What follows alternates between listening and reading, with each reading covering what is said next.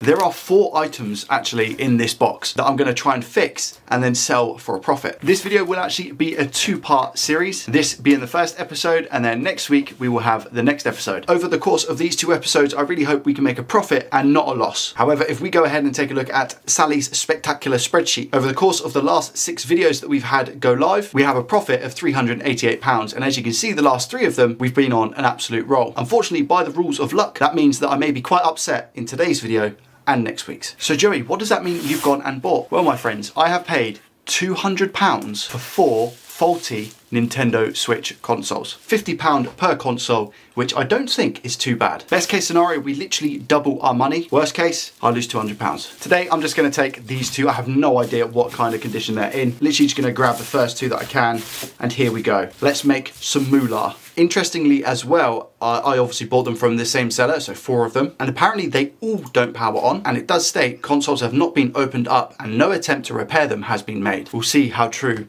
that is right now. And of course, where would we be without Blue Mat Pat? Let's have a look at condition of Nintendo Switch number 1. We have a couple of scuff marks on the screen. It doesn't look horrendous though, no severe scratches, which is nice. We seem to have a screw up here. Do we have both of the screws on the bottom as well? We do. All 4 screws in the corner. We also have a little kickstand. Unfortunately, no SD card, that's fine. All the screws on the sides, and the rails themselves actually look very, very clean.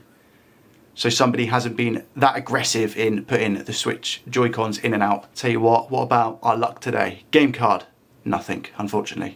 I wonder if we'll get 1 game card out of the 4 switches that we have. So because it's got no power, again, I'm not going to go ahead and put in our ammeter. First off, we need to inspect the actual charging port itself to see if there's any issues. This little doohickey device here tells me how much current is actually being taken by the Nintendo Switch. Sometimes you then get a rough estimate of what the actual error is with the device before you've even taken it apart, which is quite nice. Let's go over to the scope quickly and just check this charging port. Okay, how are we looking? Oh, yes, there seems to be some sort of sand, I would say, lodged in this charging port, and it doesn't look that pretty. However, we're not going to judge it by its looks. Actually, no, in this circumstance we are, because we have the pins that are split down the bottom, would be most probably why this console hasn't been charging. Oh wow, look at, oh, do you know what, this could, because of how wiggly this is, right, I'm going to call this now. Usually they're not this wiggly, and when they are, it can usually mean one thing and one thing only. That's trace damage. Let's go ahead and open this Nintendo Switch up and see if that dodgy charging port has actually caused any further damage. A huge thank you to PCBWay for sponsoring today's video. PCBWay offer many different services for all of your DIY needs. You can print your custom PCBs in more ways than one, and you can also use them for CNC machining, 3D printing, and even injection molding. Sign up using the referral code in the description and you'll get $5 of new user free credit. Let's get back to the video.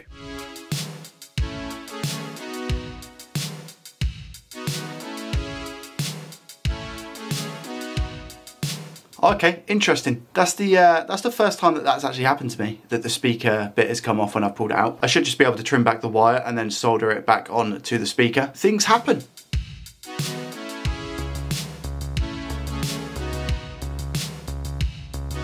Okay, now we're down to the board. Condition-wise, it actually looks pretty good. Let's go over to the microscope and inspect it a bit further. Okay, here's that port again, as you can see. Looking a little bit dirty. How are the actual pads on the back here? What's going on there? Oh no, it's just the way that I had it. Okay. I mean, they all seem pretty solid, so that gives me hope that we might not have torn traces, but I could be wrong because we have a whole nother row of pins underneath the USB-C port here. Because we need to change out the charging port, I'm gonna take it off very quickly, and then we're gonna come back in and have a look at our BQ circuit here, M92 T36 here, and finally our little P13 USB chip on the back of the board, or Pi 3 USB, just to see if we've got any shorts in those areas.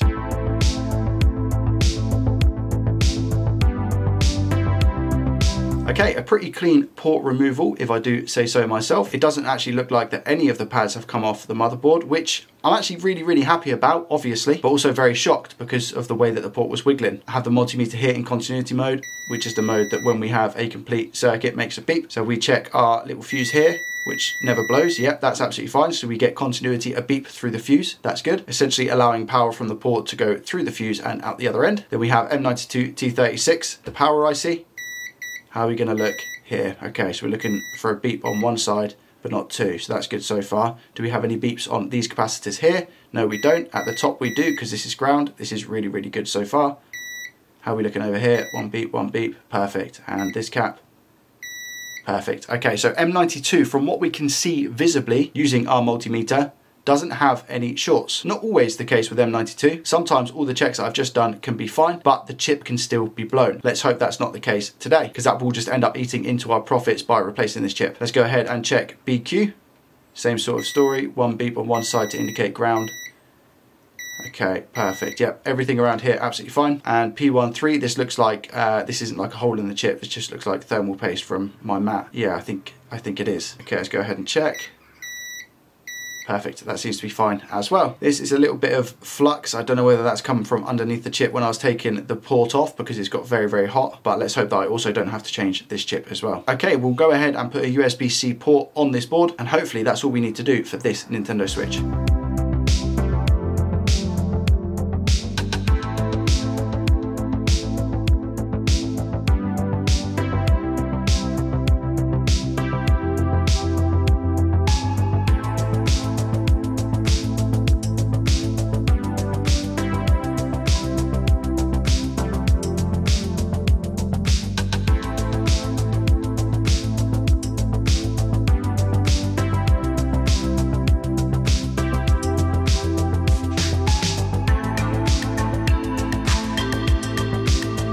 Okay, here we have the port. The legs, I'm not too happy with. I was holding it for such a long time. And I mean, it's solid, but it's not the same solid that I would usually get when doing one of these charging ports. I don't know what was happening. I didn't want to burn the plastic underneath.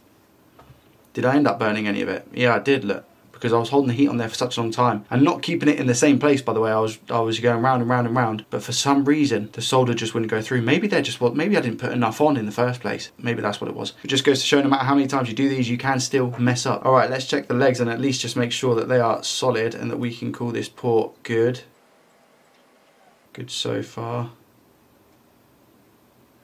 Okay, well, I think the port sat down absolutely fine. Like I said, I was just a little bit annoyed with these anchor points. I mean, that is a solid port, it's not going anywhere, but I have done better. You guys obviously would have seen that this fly as well. This came off the board when I was using my solder sucker, but it took me 2 seconds to just go ahead and put it back on. Should we go ahead and see if it works? Okay, so we have pretty much all of the vitals plugged in when it's come to a Nintendo Switch. For the testing purposes, that is the battery, the LCD ribbon cable, and also the backlight. If this does work, what I'll then do is put the speaker back, obviously. But here we go, moment of truth. Do we get anything? Okay, so we get 0.09, that's good. There we go, okay, decent. So we get the charging icon as well. We get 15 volts, 0.18 amps, so it shows that the battery is charging. If I just go ahead and take that out, do we get charging on both sides? That's the key thing here. 0.09, 0.14, 14.8 volts, and yes, okay, battery icon on the display as well. So let me sort out those speaker wires very quick, and then I'll go ahead and reassemble and we can give it a full test. Remember, just because this had no power doesn't mean that it hasn't got any secondary faults. For example, one of the Joy-Con rails might not work, or even the touchscreen. Right, we can still see some exposed wire there, so we should just be able to simply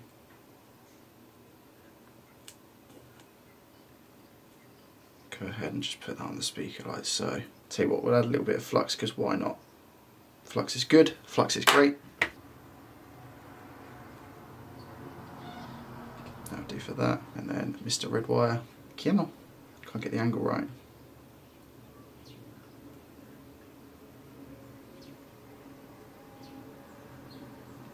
There we go. Just don't like how it's not embedded in the solder. There we go, that's better. Same for this one. There we go. Nice, okay.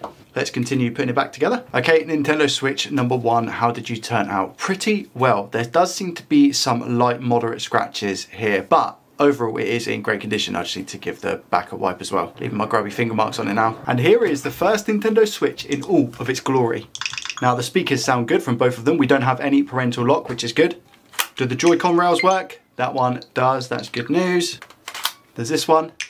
Yes, it does. It just took a while. Perfect. So that's all good as well. Does it read an SD card? Yep, perfect. Finally, does it read a game? It might need to say, yeah, it needs to update. Yep, perfect. Last but not least, does it work in a docking station? We get the green light on the dock. Do we get something on the screen? No, we don't, but sometimes it can be the Elgato game capture. There we go. Okay, yeah, for some reason it just took a while. I had to deactivate it and then reactivate. But if I go ahead and turn the switch off and then go back and turn the switch on in the docking station, we should get something on the screen. There we go. Okay, so it works in a dock as well. Before we go any further, I want to know from you in the comment section down below how many Nintendo Switches you think I'm going to manage to fix over the course of these 2 videos. Is it only going to be this one, or is it going to be 2, 3, or 4? Let's move on to number 2. Okay, second Nintendo Switch. How are we looking? We're missing the kickstand from the back of it, but seem to have screws, which is good. We have the bottom ones, which is fantastic, as well as the one on the top, and the ones on the back are all there. Also, how the rails looking? The rails are looking clean, not many scratch marks at all. It's good. Screen itself, other than my grubby finger marks, isn't too shabby. The actual port looks okay. Let's go over to the scope and just confirm that. All right, here we go. So this is why it's very important for me to have the microscope, because I couldn't see that on camera. But can you see there's 2, I think, no, just 1 pin maybe down the bottom just here, and I think that's also a loose port. So I wonder if we're going to have 2 for 2 loose ports for today's video. That port will need to be changed regardless. Yeah, look, you can see how it's not that secure. Okay, maybe trace damage on this one. Let's have a look. Oops, how rude of me. I didn't actually check to see if we had a game in the Nintendo Switch. Do we have a game?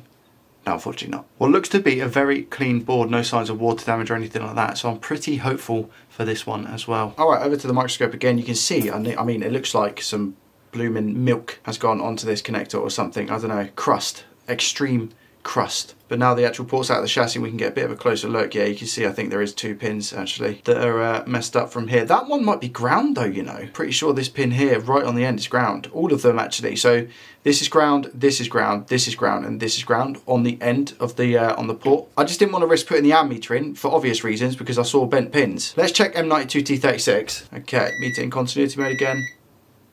How are we looking? Beeps. All good. Okay. Everything checks out fine around M92. Fusation to the nation. How you getting on? Yeah, you're good. And BQ with your sticky pad. BQ also good. P13 USB BB. Okay, also good. Alright, let's be honest, I don't think you want to go ahead and see another charging port swap. So I'll go ahead and do that with this switchboard now, and then hopefully put it back together and see if it works. I actually tested those components with the charging port on as well, so which will not give me an accurate representation, but I'll change the port out and we'll go from there. Okay, this is after I've actually replaced the charging port for switch number 2. I had to go over this pin because it was a little bit loose. The others were absolutely fine. It was just this little one here. So I went over it with the soldering iron and it seems to be okay. I've actually screwed it back into the chassis as well, so I do want to see if this just works or not. I had a quick check for shorts again around M92T36 and the BQ area, and there was nothing. So I'm hoping that this just works. Okay, Nintendo Switch 2 is all back together. However, I haven't cleaned it. Do we get something on the ammeter? Yes, we do. 0.07. Does that mean we get something on the screen? Yes. Okay, sweet. So we are 2 for 2 so far. We haven't tested everything yet, but that looks all good. Do we get something the other side? Again, 100 milliamps means it is completely dead. This is the other side. 100 milliamps, 15 volts, and yeah, we get charging symbol on the screen as well. I'll wait for that to charge up and then I'll give it a really quick test. It's now taking a strong 700 milliamps, so it is definitely fast charging. Again, the screen needs to clean. Let's see if it turns on. Oh, it has turned on. It's been factory reset. I wonder how it's been factory reset if it had no power. Unless they knew that the Switch was going to pass on into another life, so they decided to reset it before the inevitable happened. That's the only thing I can really think of as to how it's been reset, to be honest. Okay, well, I'm going to be able to... Yep, so that one works, that Joy-Con rail. Does this Joy-Con rail work as well? No. Oh, did it? No. Oh, wait. Yes? No? Okay, well, it definitely doesn't like it. Okay, this one. That one's good. This one. No. It's very temperamental. I managed to get onto the home screen and yeah, it's definitely very, very temperamental, whereas the other Switch, it just works first time. So I'm gonna have to change out this rail, I think. I'll have a look first to see if there's anything going on with the actual connection. So let me just quickly take it apart and inspect that. So it's this side rail here, which is this one. So I'm just gonna unplug the battery really quick. Just like so. It doesn't actually look like anything's wrong with the ribbon connector or the bit down here, so I'm going to go ahead and assume it's actually the connections on this here. Sometimes you're actually able to just give the connection down here a decent clean with some isopropyl alcohol and a toothbrush. However, I'd rather be safe than sorry and actually replace this little bit here. And I think I have a good candidate in this Nintendo Switch here. Perfect, there we go. So now that's attached. Go ahead and put the battery back in. I'm just gonna stand it up like this. Right, is it any better? Let's have a look. No, it's not. At all. It doesn't do anything now. Let's turn this back off. That makes me wonder, is it actually the FPC connector which is on the motherboard that's having the issue? But I will try one more switch because there is a chance that that donor board, the rail doesn't work. Okay, I've replaced the rail with another one. So hopefully it's gonna work now. What do we think? Right, does it recognize? Come on. There we go. Okay, straight away as well. No wiggle. And it's still connected, you see at the bottom left there. Okay, so it was definitely a faulty rail previous as well. It's a very nice click. Just make sure as well I didn't replace the incorrect one. Yeah, perfect. That one works no problem as well. Okay, decent. Okay, so we'll do our quick string of tests. Yep, SD card is absolutely fine. Does it read a game? No, it can't read the game. Let's double check. No, it's not. I'll give it benefit of the doubt. I will try a different game just in case the game itself is packed in on me. No, definitely not reading the game. Okay, interesting. Well, I'm going to put it in the docking station to test that, because then hopefully I won't have to take it apart after that again. Okay, just setting the docking station up again. We're going to be eating into our profits, by the way, because if we have to change out that right-hand Joy-Con rail, as well as the back stand, it doesn't have a back stand, and the fact we need to change the card reader, these are all things that ultimately will add up at the end. Let's see if we actually get anything on a docking station, because that could be perhaps another issue. Okay, so it works in a docking station. That's really, really good news. Hopefully we are able to literally just swap over a game card reader. Let me try that now. We have a row of pins at the top and I think a row of pins at the bottom as well. Ultimately, the one on the left is screwed. So I don't know what's happened there. Somebody must have jammed something in it, the previous owner. I might be able to get a pair of tweezers down there and sort that out. But in my head, I'm thinking, I don't want it to stop working for somebody else when I go ahead and sell it. My intrusive thoughts, however, want to see if I can at least sort of bend that back. Doing it under the scope freehand is difficult. It's almost back to how it's meant to be. But again, I don't really want to sell it in that condition. If I was using the Switch myself and this was my like personal one, then I would actually try and give this a go. But there's not really much point. Let's just go ahead and put another one in. Digitizer works, which is good because this cable here is the digitizer and that goes into the game card also. So we know that that aspect is good. Gives me good hope for Mario Party. Here we go, let's put it in. Does it pop up?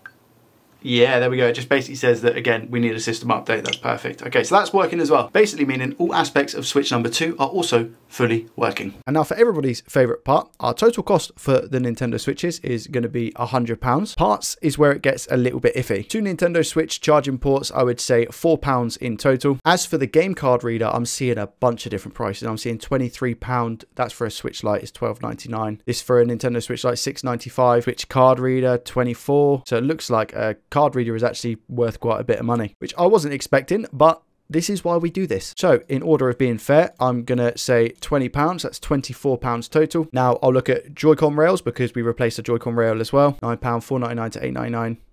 Okay, so not too bad with these. A set is £10, so I'll go 5. I'll say £5. So at the moment, our cost for parts is £29. And then it looks like a kickstand is, you know, a couple of pounds, 2, 3. I'll put £3. So we're looking at a total cost of parts of £32. Now, the good part is that Nintendo Switches at the moment, as a console only, nothing else, go for £100 each. We're selling 2 of them. That gives us £200 as a sale price. £6 worth of eBay fees. But today, our profit from Sally, the spectacular spreadsheet, is a grand total of £62. If I fail to fix the Nintendo Switches for next week's video, that profit goes down the drain. So make sure you hang around for that. Once the other episode is live, I will leave a link to that here. But for the week that it's not live, come hang with me and see if we can make some more money. Thanks for watching, and I'll see you in the next one. Peace.